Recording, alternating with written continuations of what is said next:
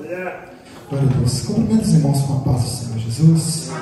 Meus irmãos, convido os irmãos para abrir as nossas Bíblias, no livro de Jó, capítulo 42. Último capítulo do livro de Jó. Se os irmãos chegarem até Salmos aí, voltar uma página, os irmãos vão estar achando o capítulo de Jó. Jó 42, nós estaremos lendo os 6 primeiros versículos. Desde já quero agradecer a irmã Sueli pelo convite, ao pastor Claudio, todos os obreiros que estão aqui na retaguarda, por mais essa maravilhosa oportunidade de falar da palavra de Deus e ouvir tudo aquilo que o Espírito Santo tem para nos dizer nesta noite. Amém, irmãos? A palavra do Senhor nos diz assim: Então Jó respondeu ao Senhor e disse: Bem sei eu que tudo podes, e nenhum dos teus planos pode ser frustrado. Tu perguntastes: Quem é este que sem conhecimento encobre os meus planos? Na verdade falei do que não entendia, das coisas que são maravilhosas demais para mim, coisas que eu não conhecia. Dissestes: Escute, porque eu vou falar. Farei perguntas e você me responderá. Eu te conhecia só de ouvir, mas agora os meus olhos te veem, e por isso me abomino e me arrependo no pó e na cinza. Os irmãos podem estar se assentando, glorificando o nome do Senhor. Meus irmãos, estamos aqui diante do livro de Jó, no capítulo 42, onde é o capítulo que fecha este livro. Estamos aqui diante da declaração de Jó. Para nós possamos nos localizar, o livro de Jó vai tratar acerca de um livro poético, que abre os livros poéticos da Bíblia, e vai contar a história de um homem, na qual, quando os filhos de Deus vão se apresentar perante o Senhor, Satanás também vai perante e diante de Deus, na qual o próprio Deus vai começar um diálogo, perguntando a Satanás se ele havia visto este homem. E nós vamos entender que a descrição de Deus para a qual este homem é aquele homem justo, um homem temente, um homem íntegro e que se desviava do mal. Mas que Satanás vai usar um contra-argumento, uma contra-argumentação a favor daquilo que ele pensava, dizendo que Jó só era fiel, só era feliz por conta de tudo aquilo que Deus fazia por ele. E a história, os irmãos conhecem, na qual Jó vai ter sido tirado tudo aquilo que ele havia conquistado, e também os seus filhos vão ser tirados dele. E depois Satanás volta novamente. No capítulo 2 nós encontramos onde Deus novamente vai iniciar o diálogo, dizendo, na qual Satanás havia visto que ele havia tocado em tudo aquilo que Jó tinha, mas Jó ainda não havia negado a Deus. E Satanás vai usar um outro argumento, dizendo: pele por pele, o homem dará tudo pela sua vida, ou pela sua saúde, ou seja, pelo seu próprio bem-estar. Mesmo que perca tudo, o homem tendo bem-estar, ou tendo saúde, ele ainda estará feliz. Ou Satanás estava dizendo que a felicidade de Jó estava ligada a Deus, porque ele tinha saúde, não só pelos seus bens materiais. Então Deus vai permitir que Satanás faça isso, que toque na saúde de Jó. E no decorrer de todos os capítulos, esses 41 capítulos do livro de Jó, a partir do capítulo 2, nós vamos ver que uma narrativa se inicia. Satanás toca na vida de Jó, e este homem, ele é levado ao pior estágio que o homem pode ter. A palavra de Deus, e o próprio Jó dizendo no decorrer do seu livro, vai dizer que o sofrimento de Jó era tão grande, aquilo que ele estava passando, a sua dor, a sua angústia era tão grande, que Jó vai chegar a ponto de dizer que ele não poderia sofrer pelo luto da perda dos seus filhos, porque a sua dor que ele estava sentindo no seu próprio corpo não o permitia sofrer por uma outra dor. Então Jó estava incapacitado de sofrer luto pelos seus filhos, por conta que ele estava sofrendo luto por ele mesmo. E nós vamos entender que no decorrer de toda a narrativa vão aparecer outros 4 personagens, 3 amigos de Jó, Elifaz, Sofar e Bildade. E também vamos encontrar um 4º personagem que inicia o diálogo com Jó, que por nome Eliú. E estes homens, com o entendimento e a sabedoria que eles tinham na época de Jó, começam a observar e a olhar a Jó, após passar aquele longo período ali chorando e lamentando, sem dizer uma sequer palavra a Jó. Vão começar a a tentar fazer ou explicar para Jó, ou fazer o próprio Jó entender o porquê que ele estava passando por aquilo. O entendimento que estes homens tinham, a sabedoria dessa época em relação a Deus, é que Deus, ele sim, ele traz justiça, mas que ele traz justiça para os ímpios, e que uma hora ou outra a conta daqueles que fazem maldade chegará. Então esses homens começam a lançar acusações na vida de Jó, aumentando assim o sofrimento daquele homem. Então, no decorrer de toda a narrativa, os seus três amigos vão falar em consecutivas vezes, e Jó vai apresentar a sua defesa, vai apresentar a sua resposta. E quando esses amigos calam, Eliú então toma a voz, ele sendo um pouco mais jovem, a própria narrativa desse homem vai dizer que ele esperou um momento para esses três amigos, que eram homens mais experientes, tentarem convencer Jó do seu pecado, e de que ele havia pecado contra Deus, e por isso Deus estava o punindo. Mas Jó então, dando resposta a esses homens, a esses três amigos, então Eliú vai entrar com os seus argumentos, e também vai ter respostas de Jó. Nós entendemos através da palavra de Deus que Jó em tudo não pecou, mas cabe a nós entender que Jó não pecou em blasfemar ou negar o nome de Deus, até mesmo quando a sua mulher o diz para o fazer. Contudo, Jó ele vai argumentar, durante toda a sua argumentação contra os seus amigos e contra Eliú, Jó vai levantar questionamentos, se de fato Jó não pecou e nem profanou, e ele não amaldiçoou a Deus por conta do seu sofrimento. Contudo, no coração de Jó, por causa do seu sofrimento, houve muitos questionamentos. Jó começa a se perguntar, e Jó começa a dizer que ele queria que alguém, se fosse possível, se colocasse perante ele, Deus, e o levasse ao tribunal, para que ele pudesse ser julgado, para que se encontrasse nele algum pecado, na qual Jó estava certo de que ele não havia feito nada daquilo que seus amigos estavam acusando. Para que os irmãos possam se familiarizar, os amigos estavam acusando Jó de que ele havia roubado as viúvas, de que ele havia explorado os órfãos, de que ele havia escravizado as pessoas, de que ele havia roubado o pobre, não havia ajudado aquele que estava passando por viagem próximo de sua casa. Muito pelo contrário, estavam acusando Jó de ser um ladrão, de ser alguém que era cruel, de ser alguém que não tinha piedade, e por conta disso Deus estava punindo Jó, porque em todo o conhecimento da humanidade são os perversos que são punidos, e os justos são abençoados por Deus. Então esses amigos começam a levantar esses argumentos contra Jó, mas Jó começa a argumentar contra eles, dizendo que ele não havia feito nada, de que ele era justo, de que ele era íntegro, e no seu pequeno conhecimento, na sabedoria que Jó tinha neste momento aqui do texto, antes de nós iniciarmos essa leitura do capítulo 42 e do capítulo 38, que é quando Deus vai intervir dentro dessa história, dessa narrativa, nós vamos entender que Jó estava argumentando de acordo com aquilo que ele estava passando. Jó tinha plena certeza de que ele não havia feito nada daquilo que seus amigos estavam acusando. Contudo, ele queria uma chance. Jó queria uma oportunidade. Jó se viu numa situação em que ele poderia argumentar contra Deus, para que Deus fizesse ou explicasse para Jó o porquê que ele estava passando por aquele sofrimento. Jó em tudo não pecou, sim, mas ele queria entender, e nesse querer entender, Jó começa a questionar a Deus, questionar os seus amigos do porquê ele estava passando por aquele sofrimento, sendo que ele era um homem justo, na qual o próprio Deus foi quem deu o testemunho de Jó no início do seu livro. Então no capítulo 38 Deus vem para intervir e responder a Jó, porque Jó estava clamando por justiça, e Jó vai no seu narrativa dizer: quem poderia? Jó entendeu e temia sim a Deus, mas ele ficava se questionando: como eu poderia contra-argumentar contra o Deus Todo-Poderoso? Quem me levaria ao tribunal para com Deus? Quem o obrigaria a comparecer se eu marcasse um dia para que eu e Deus pudéssemos conversar e para que nós pudéssemos trocar aquilo que está acontecendo em minha vida, para que eu pudesse apresentar as minhas defesas? Então Jó ele queria entender, mas não somente queria entender, ele estava questionando o porquê que ele estava passando por aquele sofrimento. Ele queria uma resposta de Deus.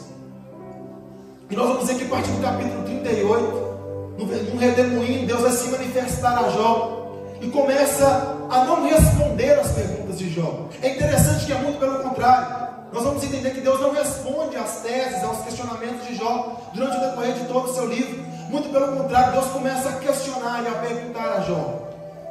E por duas vezes, dois argumentos, iniciado no capítulo 38, e depois Jó com 2 versículos, responde a Deus que ele tamparia a sua boca e ficaria calado, porque Jó agora começa a entender e a compreender que a sabedoria e a profundidade de Deus estavam muito além da sua compreensão, muito além do seu entendimento. E aqui no capítulo 42, o versículo que nós lemos, nós temos agora a resposta de Jó, depois que Deus levanta a sua segunda argumentação contra Jó, não respondendo, mas perguntando. E aqui nós temos o versículo 1, quando Jó começa agora a responder, não as respostas de Deus, mas as perguntas. E Jó vai dizer assim: então respondeu Jó ao Senhor e disse: bem sei eu que tudo podes, e nenhum dos teus pensamentos podem ser impedidos. Então, quando Deus se manifesta a Jó, o primeiro entendimento que Jó tem agora nessa argumentação dele é que Jó agora compreendeu que ele não poderia colocar-se diante de Deus para argumentar. E agora no versículo 2 nós vamos entender que Jó vai ter uma compreensão da soberania de Deus, principalmente de um atributo incomunicável do nosso Deus, que é a onipotência. Jó agora vai compreender que Deus pode todas as coisas, tem poder sobre todas as coisas. E ele continua dizendo: e nenhum dos seus pensamentos pode ser impedido. É interessante que nós entendemos quando Deus vai se manifestar a Abraão e a Sara, esse já na idade de 100 anos. E tem um versículo interessante, Gênesis 18:14, diz assim: acaso para o Senhor a coisa demasiadamente difícil? Ou na tradução que nós mais conhecemos, haveria alguma coisa impossível para Deus? Quando o anjo vai representar agora uma resposta em relação ao riso de Sara, porque já era uma mulher de idade avançada e Abraão também. Então nós entendemos que para o nosso Deus não há nada que seja impossível. Versículo 3 nos diz assim: quem é aquele, dizes tu, que sem conhecimento encobre o conselho? Ou o Senhor pergunta a Jó: quem é este que sem conhecimento encobre os meus planos? Na verdade, Jó vai entender que na verdade os planos de Deus vão na contramão daquilo que o homem pensa ser o correto, daquilo que o homem pensa ser o certo. Porque na visão não somente de Jó, mas dos seus amigos, o justo, ele é abençoado por Deus em todos os seus dias, e o ímpio, hora ou outra, a mão de Deus irá pesar sobre ele. Este era o conhecimento e a sabedoria que foi ensinada para estes homens, e assim eles entendiam. E de fato nós entendemos também dessa maneira. Mas Deus estava se revelando de uma forma diferente através da vida de Jó, na qual, não somente através das bênçãos, mas Deus também se faz presente e se manifesta aos seus também através do sofrimento, na qual os planos do Senhor estão além daquilo que nós pensamos ser o senso de justiça humana. A maneira em que o Senhor trabalha está além daquilo que nós pensamos como Ele deveria trabalhar. Então Jó vai entender isso. Quem é que pode encobrir os planos do Senhor, ou questionar, ou falar para Deus como Ele deve fazer, ou a maneira que Ele deve agir? Os planos do Senhor não podem se frustrar. E ele continua dizendo: na verdade falei do que eu não entendia.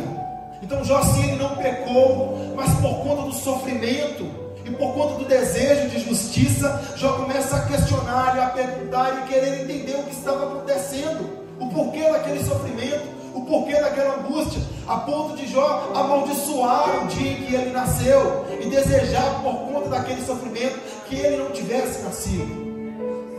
E ele continua dizendo: coisas que são maravilhosas demais para mim. Então a sabedoria e a forma em que Deus estava se manifestando através do sofrimento de Jó era coisa maravilhosa, e ainda é para nós. Pela bondade e a graça de Deus, que a palavra nos foi revelada, e hoje nós temos pleno conhecimento através desse sofrimento, através do sofrimento de Jó, de que Deus opera até mesmo através das lutas, das provações, das dores. Este livro nos ensina a descansar no Senhor, porque os planos e os desígnios de Deus são perfeitos. E ele continua dizendo: e dissestes, escute o que eu vou falar, farei perguntas e você me responderá. Versículo 4 faz com que nós entendamos que a sabedoria de Deus está muito além da nossa compreensão. Por que nós podemos dizer isso? Se os irmãos meditarem no livro de Jó, os irmãos vão entender como esses homens verdadeiramente eram sábios e o como eles eram entendidos em relação à justiça de Deus. Contudo, nós não podemos limitar a sabedoria do nosso Deus. Nós não podemos limitar o entendimento do Deus Todo-Poderoso.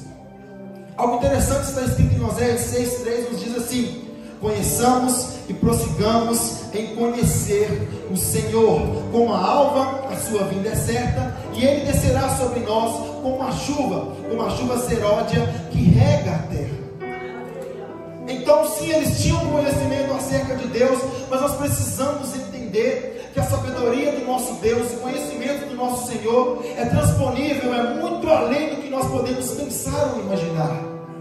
E era isso que estava sendo manifesto através do sofrimento de Jó, na qual nem mesmo ele, sendo sábio, seus amigos, estavam conseguindo compreender aquilo que estava acontecendo. Era algo fora do comum. Um homem honesto, um homem justo, está sendo punido de tal maneira, a ponto de perder tudo o que tinha, a ponto dos seus 10 filhos morrerem, a ponto de uma doença da qual apodrecia a sua pele, chegava até os seus ossos, e levaram o homem ao extremo sofrimento, como Jó estava passando.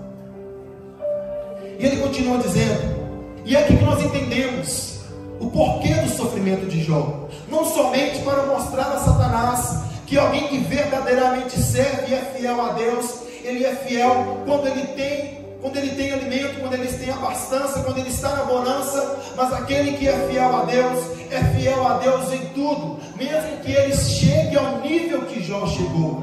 Então este livro, através do sofrimento deste homem, nos convida a compreender que nós não podemos ser fiéis a Deus simplesmente por aquilo que Deus nos proporciona de bom, mas que até mesmo no sofrimento, até mesmo no luto, até mesmo quando nós estivermos sofrendo pela morte de alguém que nós amávamos, até mesmo pela perda de um bem material, até mesmo para quando aquela pessoa que nós mais admiramos, que é o nosso cônjuge, ou até mesmo nossos melhores amigos venham nos acusar, nós precisamos entender que a fidelidade ao nosso Deus está acima de todas essas coisas. E aqui no capítulo 42, no versículo 5, nós entendemos como aquele homem, que na verdade já era um homem íntegro, reto, que se desviava do mal. Olha só as características deste homem. Mas ainda havia algo a ser moldado na vida de Jó. E o que era este algo? E Jó vai dizer no versículo 5, quando ele entende, quando Deus agora faz todas essas perguntas, ele diz assim: eu te conhecia só de ouvir, mas agora os meus olhos te veem.